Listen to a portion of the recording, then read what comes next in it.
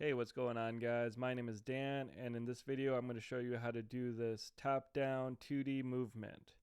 Alright, so let me click out of here. So the first thing you want to do is add a character body 2D right here. So you want to click on this plus button and then start typing in character, and then character body 2D will show up.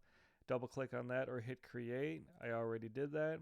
I renamed it to player, and then once you have that highlighted, then you want to add a script to it. So hit this script plus button, and then once you add a script to it, then you'll have a script. And what you want to do is paste in the speed, paste in the physics process, which deals with the movement. And as you can see here, I created some movement inputs.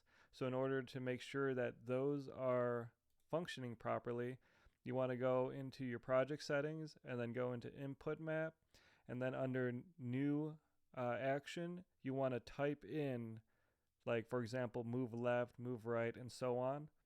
And then once you do that, you want to hit the plus button and assign it. So for example, we'll hit left on the keyboard, which will be the A button in this case, and then you hit OK, assigning the buttons on your keyboard to these string values.